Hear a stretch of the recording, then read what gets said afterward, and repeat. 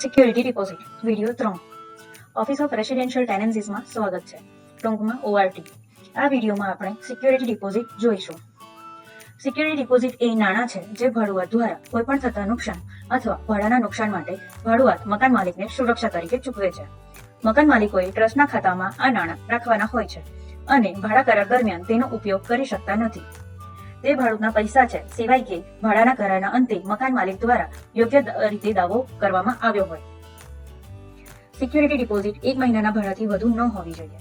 મકાન માલિકો માત્ર ભાડા કરારની શરૂઆતમાં અથવા સામાજિક સેવાઓ દ્વારા ગેરંટી પાછી ખેંચી લેવામાં આવે ત્યારે સિક્યુરિટી ડિપોઝિટ માંગી શકે છે. ટેનન્સી શરૂ કરતી વખતે મકાન માલિક અડધી સિક્યુરિટી ડિપોઝિટ માંગી શકે છે.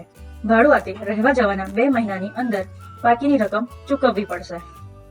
ભાડા કરારના અંતે મકાન માલિક પાસે 7 કામકાજના દિવસ હોય છે ભાડુઆતના નાણાં પરત કરવા માટે અથવા ભાડુઆતને સૂચિત કરવા કે તેઓ મંજૂર પ્રક્રિયાનો ઉપયોગ દ્વારા શા માટે અમુક અથવા બધા નાણાંનો દાવો કરવા માંગે છે.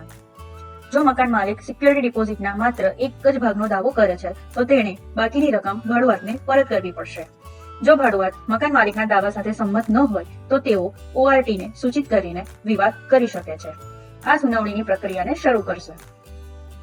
જો મકાન માલિક સિક્યુરિટી ડિપોઝિટ કરતાં વધુ રકમનો દાવો કરવા માંગે છે અથવા જો કોઈ ભાડું ડિપોઝિટના વળતર સિવાય અન્ય કંઈપણનો દાવો કરવા માંગે છે તો તેમને સામાન્ય દાવાની પ્રક્રિયામાંથી પસાર થવું પડે છે, જ્યાં નિયમિત ફી લાગુ હોય છે. પાલતુ પ્રાણીઓ વિશે શું? જો મકાન માલિક પાલતુ પ્રાણીઓની પરવાનગી આપે છે તો તેઓ ટેનન્સીની શરૂઆતમાં બિન રિફંડ પાત્ર પાલતુ પ્રાણીઓની ફી અથવા વધારાના ભાડા તરીકે માસિક ફી વસૂલ કરી શકે છે. રિફંડ પાત્ર પાલતુ પ્રાણીઓની ડિપોઝિટ એ સિક્યુરિટી ડિપોઝિટનો એક ભાગ છે અને બંને ડિપોઝિટની કુલ રકમ 1 મહિનાના ભાડાથી વધી શકતી નથી.